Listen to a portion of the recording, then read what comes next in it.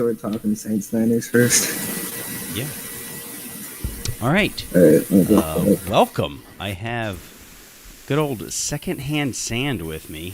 We're going to talk a little Saints Niners, and then go ahead and roll that into an NFC Championship game, AFC Championship game, kind of preview, prediction, probably even predict the Super Bowl, and we'll go from there. So how are you tonight? Pretty good. Yourself? You know, just regular Thursday in the Dundarski house. Had some ballet action, and now I get to talk fake football. What else would you want? Should I tag everyone? Why not? Let's do it. Let's be douchey. I'm all no. No, I'm not tagging everybody. I'm kidding. I'll give him a tag too. All right, so Niners Saints, the last remaining divisional game, and it looks like we are not going to get to the Super Bowl tonight. It would be awesome if we could, because then we could sit in Super Bowl for, that 24 hours. People could scout, do whatever they needed to do, and then once Super Bowl's played, we could just pretty much immediately go to re-sign and sit there for a little bit.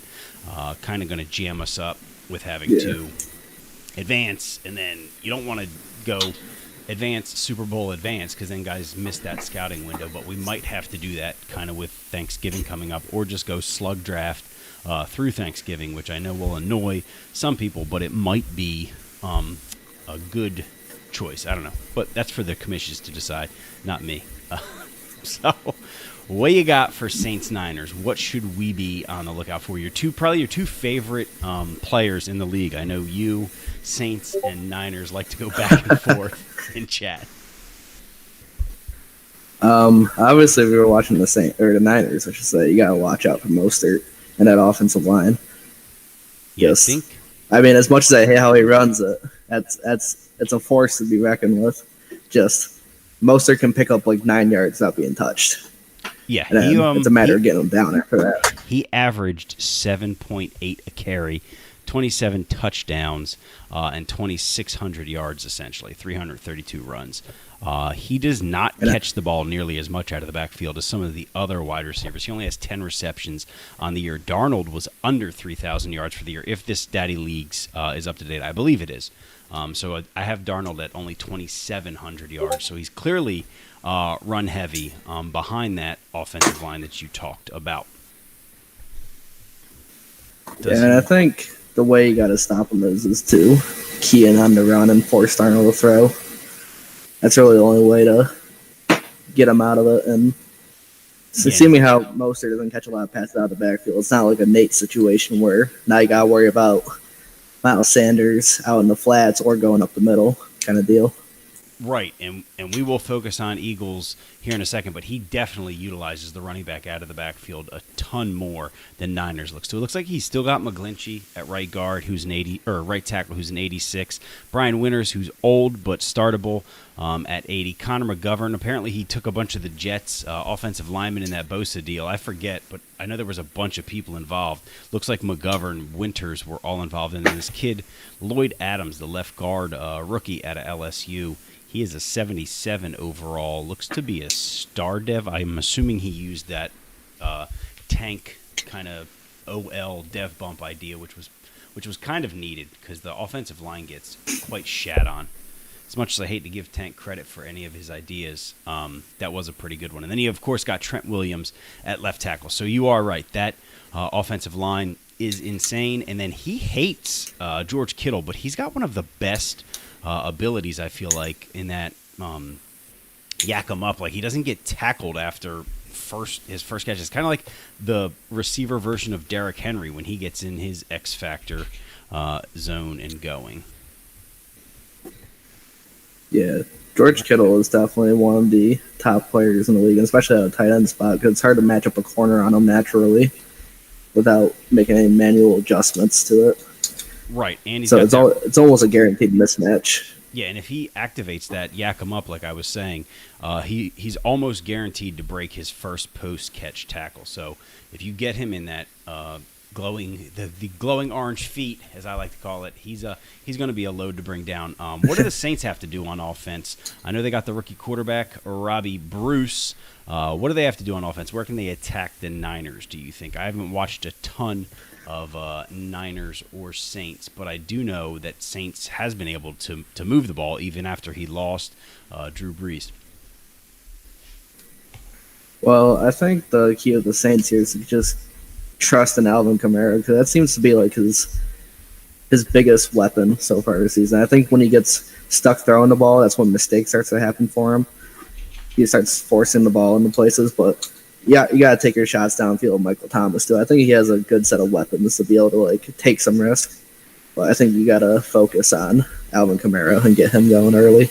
Yeah, Kamara had 1,400 yards rushing, almost 800 receiving. So he is definitely a dual threat and someone you have to watch out of the backfield, similar like we were just talking about Miles Sanders. So I think the Saints, you're right, are going to have to utilize him. Michael Thomas, only 55 catches, but he went for 1,100 yards. So he was averaging over 20 yards a catch. Definitely a big play guy in this offense, but you wouldn't think, because Michael Thomas in real life is the slant master, as we know.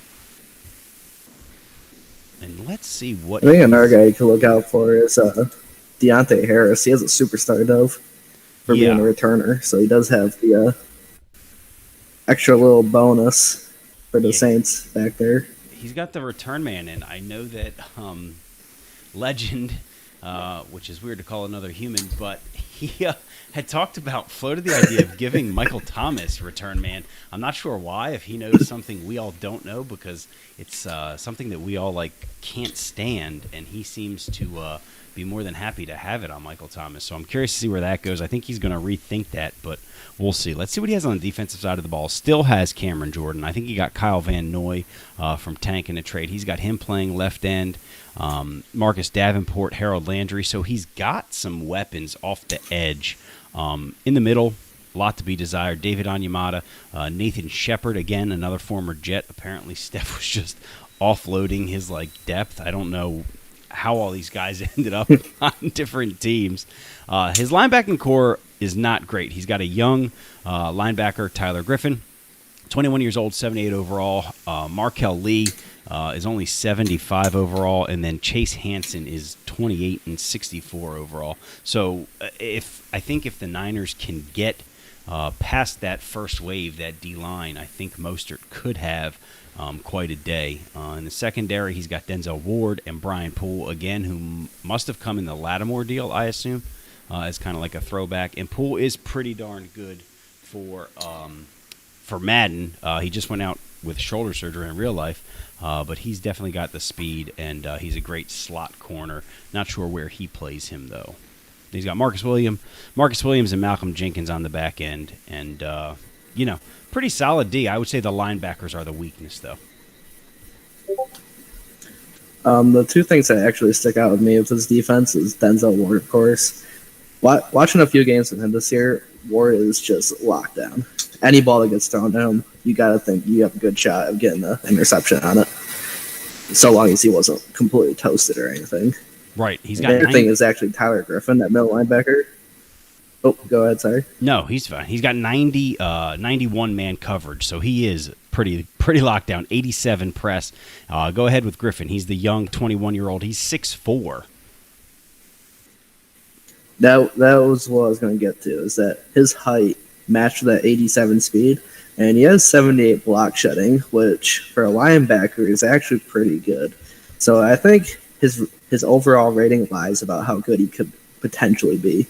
He has the height, the speed, and the tackling ability to be a force in the middle. Yeah, he's a molder like Tremaine Edmonds out of Buffalo, the quote-unquote computer / Nick's abandoned stepchildren, the Orphans.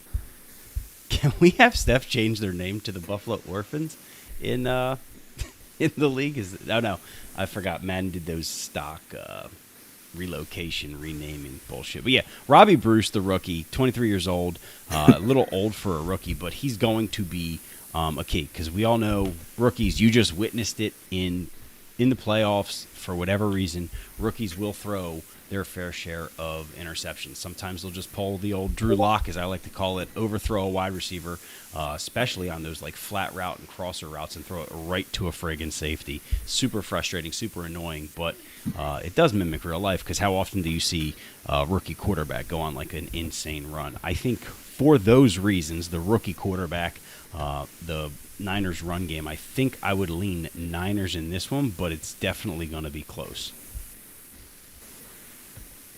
Yeah, I think I lean Niners as well. Yeah, we definitely had our blowouts. You really don't know. Steph blew me out, Because and then Eagles ran away from Seahawks in the second half as well. So I do think this one's going to be the close one as well. You and Jags was what, 34-31?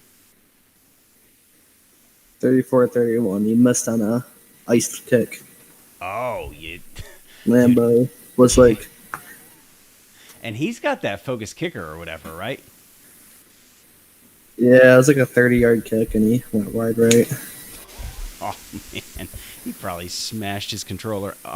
Kicking's insane this cycle. It's like I don't know if it's lag or it's built in, and the timer's never the same. Like sometimes it like swoops right through perfectly. Other times it's like all janky.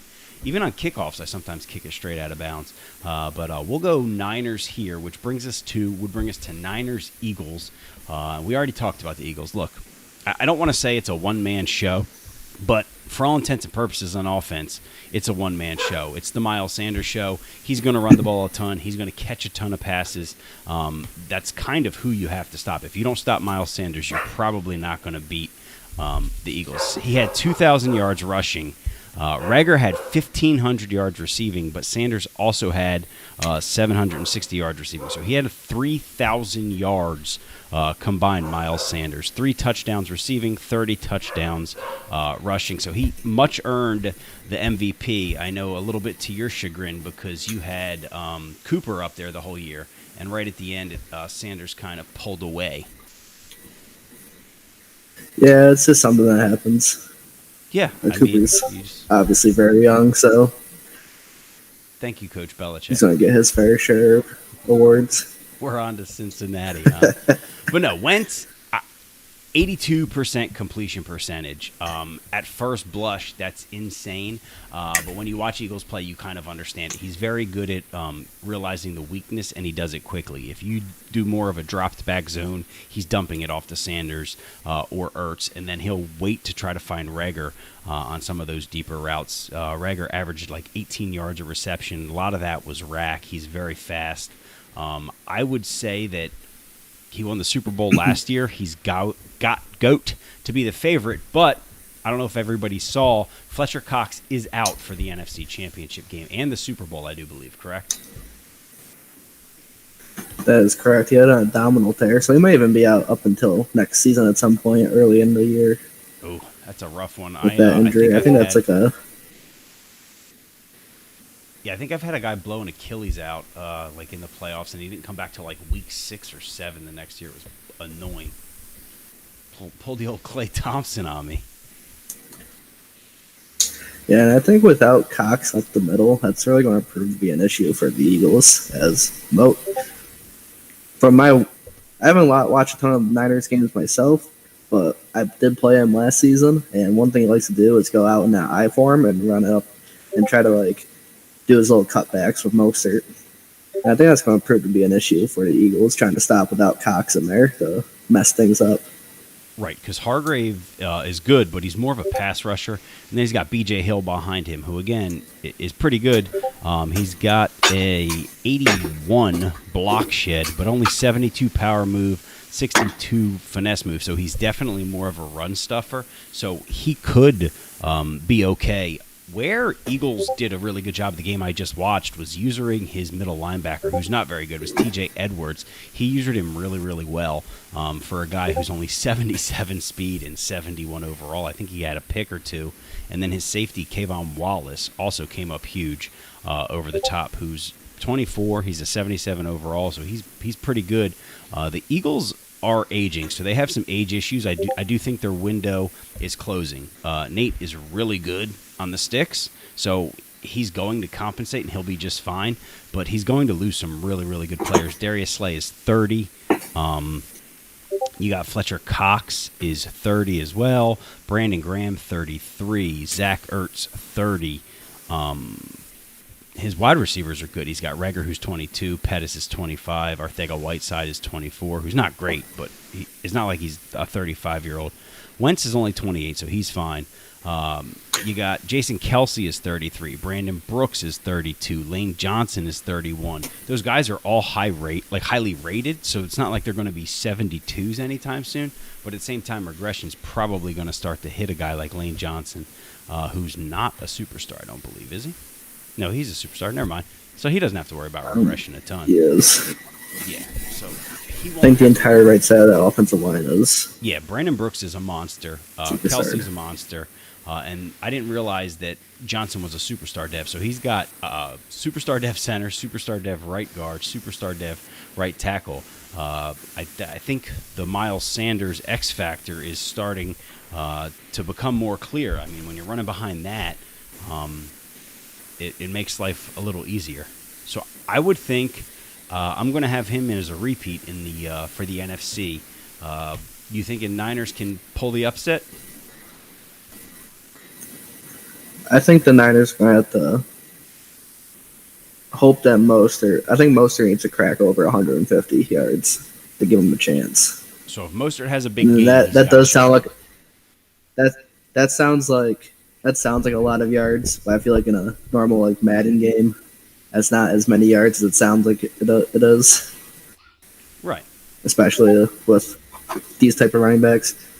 The thing with the Eagles that I do like specifically with their defense, so guys like TJ Edwards and his linebackers aren't like the overwhelmingly fast guys, except for the Davion Taylor he has.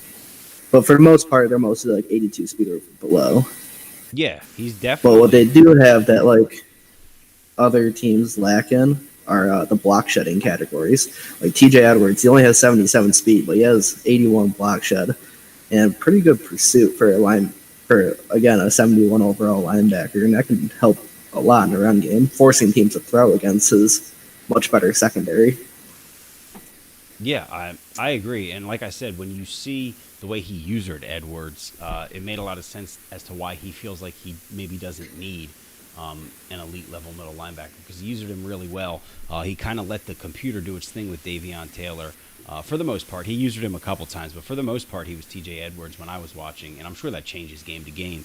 It may have been just Seahawks specific or whatever it was, but he was very good at, like, watching one guy go through his zone and then falling off to another guy, kind of that whole baiting type thing, which I always fall for. I will throw an interception right to your middle linebacker about 80% of the time.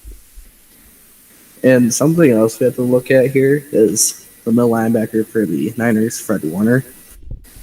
He's kind of like the counter, the perfect counter for Sanders. He's only got 84 speed, but he has that outmatch ability, which gives him better catching against running backs when he's going for interceptions. It makes better plays on balls against running backs specifically. Right. And he also has momentum shift. So if enough hit sticks or even an interception could knock Sanders out of his X factor, I believe that's what it does. Or maybe I'm thinking of momentum shift is the one. That's what momentum shift does. It clears out not only your X factor, but it clears out all your progression too. So if you had like 2 10-yard runs or whatever, it knocks it back down to 0. So you got to start pretty much all the way over again. I would agree with you if the Eagles ran more of those angle routes, because it's not often you see the middle linebacker going out to the flat. Obviously, if he's manned up on him, yes, he's going out there with him. But typically the middle linebacker doesn't follow the running back as often. Again, we'll see. It's definitely something that Niners should keep in mind. Like, hey, maybe I should keep Fred Warner manned up on him since he has those abilities. I just don't see it happening. I think the Eagles will be the NFC representative in the Bowl of Superness. So I just renamed it. I would take the Eagles as well.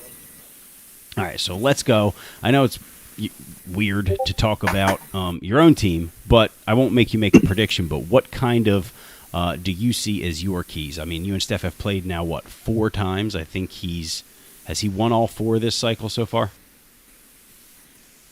We have played 5 times up to this point, and he has won all 5 times, I'm pretty sure. Oh, you guys played in the playoffs last year too? We did. We played in the divisional. I didn't realize that. It was a fun time. It's always fun to get beat by stuff, especially in the playoffs. Yeah, I just had it happen to me. I beat him in the regular season, and then it was 17-3. I was going in the score end of the second half, would have made it 17-10, and I would have gotten the ball, and I threw the old Mike Dundarski special, the pick six in the red zone, made it 24-3. I got the ball coming out of half, threw another pick six, made it 31-3, and that was pretty much it from there. We both kind of just, did the old, we'll run it. If something's there, we'll take it, but we're not going to really kill it, and just ran it out from there, which I was appreciative of because I had already played a game earlier in the night. So he didn't make it too sweaty on me at the end. So I would say with him, he's pretty good at adjusting to what you're going to give him. But his weakness is definitely his run game. Although he's got the speedy Tevin Coleman, he can make some plays with him. And then Scarborough, he can even make some plays with. But I would say that's his weakness, although he did do a lot to address that offensive line. He's got Mekhi Becton, who's a superstar. Will Hernandez, who is now a superstar thanks to the pick'em. Charles Leno, he's got playing center, who's good, not great, but if you have an 82 starting on your offensive line, you're pretty happy. Greg Little, I do believe, was his tank dev bump candidate. He's a star dev, 78 overall, and then he's got Mitchell Schwartz. So his offensive line is really solid. I know that's a strength for you as well, so I'm curious to see as to whose offensive line can kind of play better, because yours is really good with David Andrews in the center, Tooney at left guard, Isaiah Wynn at left tackle, you got Shaq Mason at right guard, and then your right tackle is probably your worst spot, but you at least have that kid Sean Driscoll, which I don't know if you start him or not, but I would imagine so. I do. He is 6'8", 340, and I gave him the biggest pads I could find. I saw and that, actually. I saw that. He's got these big elbow pads too, right? He actually came out of the draft with those. Oh, I just gave him the big shoulder pads. He came out with the double arm braces. Love it. Just going straight old school. Well, that's what's up. So I think you guys are definitely going to be a little bit more of an old school battle, kind of running the ball. Although Steph will try to get Metcalf deep at least once or twice. That's kind of his MO. He'll try to run it, suck you in, hit Metcalf. Although Sutton seems to do pretty well against you when you and him play, correct? That is correct. Yes. It really comes that our games really come down to those. It's not as much one team is dominating one facet of the game. It really comes down to these big plays. Sutton had a big third and I believe I was down by 2 scores, and Sutton had a big 3rd and 12 catch that he ended up scoring on. But if he doesn't make that catch, it was in double coverage. I think I actually sent you the clip of that one. Yeah, he and I'm not upset. No, I'm not upset I traded Sutton at all. But he sometimes when I see that he helps Steph win games, it is a little bit damn it. I just gave the evil Empire another weapon, which as much as Steph likes to complain about how bare the cupboard is, I think he has the best overall team right now. His team is an 88. Let me see if I go to every team here. If 88 is my team's at 85 watermark. Yes, you are. Well, according to Daddy Leagues, yes, you are at 85. A couple 85s. The Giants are in 86. Chiefs are in 86. Niners 86. So a lot of these teams with good overalls. Actually, Mowgli's Browns are an 86 overall. I knew they had some good pieces, but I know as an overall team they were that good. The Jags have built up to an 86. Bucks are an 86, which I guess they did have some really good weapons and still do, minus Tom Brady's old ass. Saints in 84. So yeah, Steph is the watermark. He's the top overall in the league. So for all his woe is me, I've got nothing in the cupboard. Turn around in a year and a half, and he's got the top overall team. I guess that's what happens when you trade 97 players. So again, I won't make you make a pick, but I think you get over the hump. It's hard to beat good players 6 times in a row, just based on the quote unquote "you're due" theory. I'll I'll give you the nod. And I'm not afraid to say I think you're going to lose to your face. So it's nothing to do with that. I just think you're due. I think either Derrick Henry stays up or Trent Cooper breaks a tackle when he needs to, or Cortland Sutton doesn't come down with that catch. Because like you said, it's not like the game's going to be a blowout typically. It's usually going to come down to one or two plays, and I think that this time they will go your way, even though it will be in MetLife, correct? It will be in MetLife. So I've got... Bring home a chip for McCourty right in front of Steph's face. I've got the Super Bowl 52 preview, which we will we'll come back and we will preview it once the teams are set. If it's you and whoever from the NFC, I'll try to find somebody else, or maybe have both of you guys on, and you guys can talk crap to each other on the YouTube stream before the game. But if not, I hope you come back on and do a Super Bowl preview with me again. Good luck, because I know you and Steph will probably play tonight at Advance, right?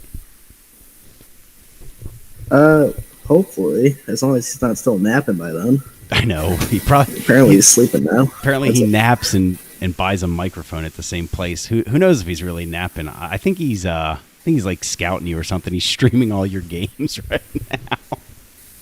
Yeah. He's listening to me talk, seeing if there's any falter in my voice. See if I give out any info.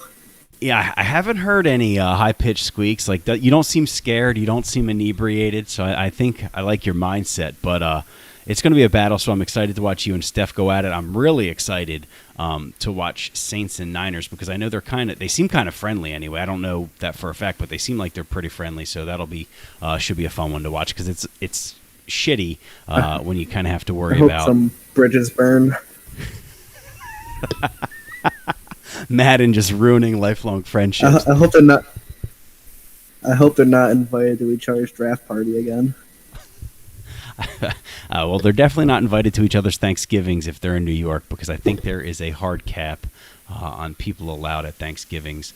And we don't want to get too much more political than that, because I don't want people to think we hate them. We love everyone here, even people who Except deny. For Tank. Fuck him. Even people who deny except for people who deny the Holocaust is what I meant to say. Not even people, except for people who deny the Holocaust. You guys can get fucked. All right, so that's the end of the stream before it gets even weirder. I'll end that there. Good luck.